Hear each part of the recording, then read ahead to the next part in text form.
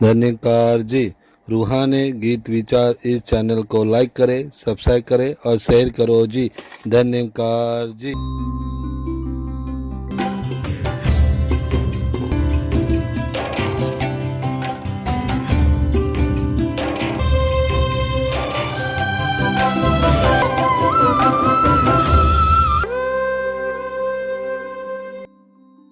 सात संगत जी, प्यार से कहना धन्यकार जी।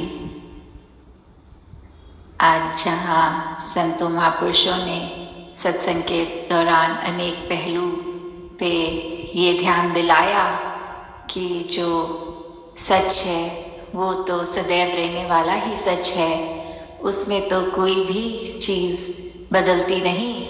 पर ये जो दृष्टिकोण है हमारा, ये नज़रिया, ये पर्सपेक्टिव, ये ज़रूर अलग हो जाते हैं अनेकों बार। और उसी तरह कैसे चाहे बात फिर वो एक सच्चाई की हो तो वहाँ धर्म की भी बात रहती है, क्योंकि ये धर्म क्या है, ये सच्चाई, ये ब्रह्म ज्ञान जो ना बदलता है, ये युगों युगों से वही रहा और आगे भी इसने यही रहना है। कैसे फिर वो जो बात आती है कि जब सिर्फ एक सच्चाई, जो बाबा जी भी अक्सर अपने विचारों में एग्जाम्पल देके समझाते थे कि अगर एक देश में दिन है तो दूसरे में उस समय रात हो सकती है, वो टाइम जोन्स अलग हो सकती हैं, तो फिर ये सन, ये मून, ये भी उस तरह रात और दिन का पहलू, ये भी सच्चाई उस समय की एक देश की तो हो सकती है, पर वो एक परमानेंट सच्चाई नहीं, क्योंकि हर देश में वो सच्चाई लागू नहीं है। तो ऐसी फिर ये कौन सी सच्चाई है जो ये हमेशा हर समय किसी भी एक सिचुएशन में, एक जगह पे जो ना समय से बंधी है, किसी भी तरह पे हमेशा कायम दायम रहने वाली ये सच्चाई, ये निराकार, ये परमात्मा जो कभी बदलता नहीं, कभी ढलता नहीं। तो कैसे इस तरह जब हम एक सच्चाई की बात करते हैं तो वहाँ धर्म, और ये धर्म क्या है, जैसे हम सुनते भी हैं, गाते भी हैं एक सेवा के जब भाव में कि मानवता है धर्म हमारा, हम केवल इंसान हैं। तो जब मन में ये सच्चाई ठहर जाए तो कैसे फिर ये मानवता के लिए ही अपना जीवन अर्पित, समर्पित कर देते हैं हर कोई। तो जब ये भी बात आती है कि इस निराकार के दर्शन हो गए, ये इसकी पहचान हो गई, when we realized God, तो फिर अपने आप ही हमारा एक नज़रिया भी नया हो जाता है। वो एक समझ, एक ढल जाती, एक दिमाग में चीज़ बैठ जाती है कि कैसे हम हमेशा इस ही परमात्मा का ही अंश रहेंगे, चाहे इस शरीर के अंदर हो या ये मृत्यु होने के बाद, ये शरीर खत्म हो जाने के बाद इसमें मिलना है। तो कैसे हमने जहाँ अपने ऊपर एक खुद को कैसे पूरे लाइफ में कंडक्ट करना है, अपनी सोच को कैसे मानवीय गुणों में ढालते हुए खुद को संवारना है। और वही बात फिर अगर एक पर्सपेक्टिव की होती है तो कैसे एक चीज़ अगर हम देखें, वो अक्सर हमें हमारे मुताबिक अगर ठीक लगती है तो वो हम उसको सही डिक्लेयर कर देते हैं। और अगर एक कॉन्वर्सेशन भी कर रहे हो, किसी से बात भी कर रहे हो, और दूसरा अगर उसी में कोई फ़र्क, अलग सी बात करे कि बोले कि आप जो कह रहे हैं वो आपके पॉइंट ऑफ व्यू से ठीक है, पर अकॉर्डिंग टू मी, मेरे अनुसार ऐसा होना चाहिए, और वो अपनी बात को किसी और ढंग से फिर एक नए एंगल से पेश करते हैं, तो कैसे फिर एक मन वही हमारा व्याकुल कि किसी तरह बस हम ये अब प्रूव करें कि हमारी बात, हमारा नज़रिया ही इम्पोर्टेंट है, दूसरे का नहीं। जो तो समझ जाते हैं कि दूसरे की भी बात उतनी इम्पोर्टेंट, उनका नज़रिया भी, तो वो तो आराम से एक बात को भी फिर भक्ति बना लेते हैं, उसमें भी परमात्मा का अंश देखकर फिर इस सच्चाई से जुड़कर, इस परमात्मा से जुड़कर अपने आप को आगे चला लेते हैं।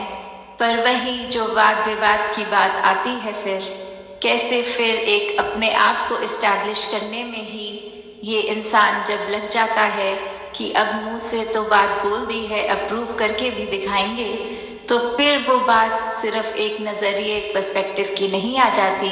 वहाँ आ जाता है अहंकार, वहाँ आ जाता है स्वयं को श्रेष्ठ कैसे साबित करना। फिर वो एक प्रूव करने तक ही बात रह जाती है।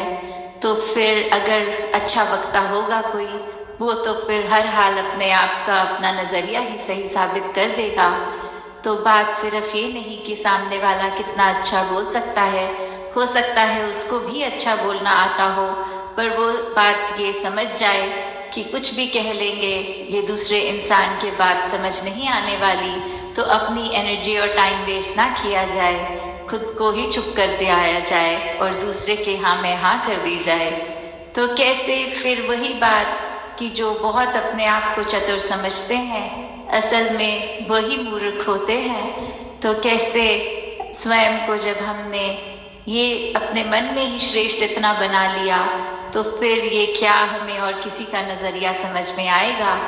क्योंकि एक बात इतनी सिंपल सी कि अगर हम कुछ ही मानवीय गुणों पे भी अगर ध्यान दें, तो ये जो love, compassion, peace, tolerance, respect, trust, ऐसे बेसिक जो बातें होती हैं, जो एक लिंगों में भी हमें अगर बात कर रहे हैं तो शायद बोलना भी नहीं पड़ता, वो एक मोतियों की तरह शब्द ये वाले वन बाय वन आ ही जाते हैं होठों पे, ज़बान पे।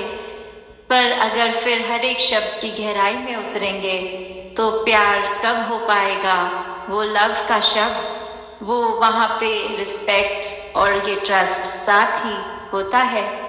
तो कैसे अगर हम ये कहें कि किसी एक व्यक्ति से या परमात्मा से हम प्यार करते हैं, पर हम उनको ना उनकी इज्जत करते हैं, ना उनको ट्रस्ट करते हैं, तो फिर क्या वो प्यार है? फिर वो नहीं रहता ऐसा।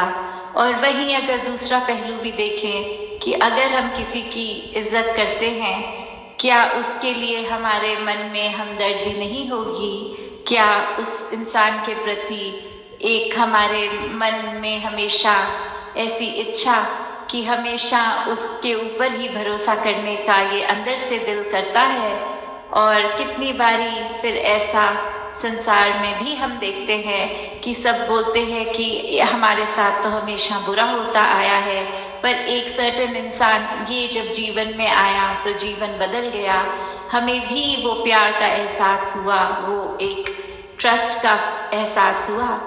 तो कैसे फिर हर एक में हम में वो पोटेंशियल है कि हम पूरे संसार में प्यार बांट सकें।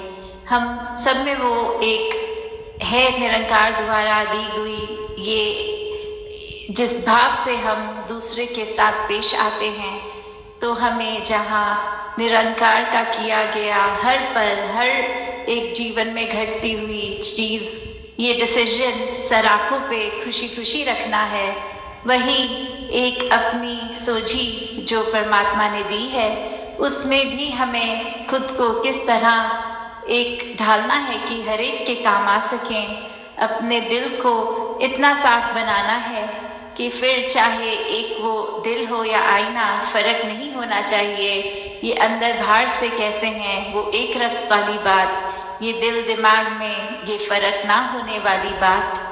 तो दासी अब घड़ी देख रही है और इससे ज़्यादा कुछ और बोल नहीं पाएगी। इन्हीं शब्दों से आज्ञा लेके यही कामना कि हर कोई सेवा, सिमरन, सत्संग करता चला जाए और अपने आप को इस निराकार का ही बना ले पूरी तरह। चाहे वो शरीर तो सेवा कर सकता है, पर मेन बात कि वो मन भी सेवा करे।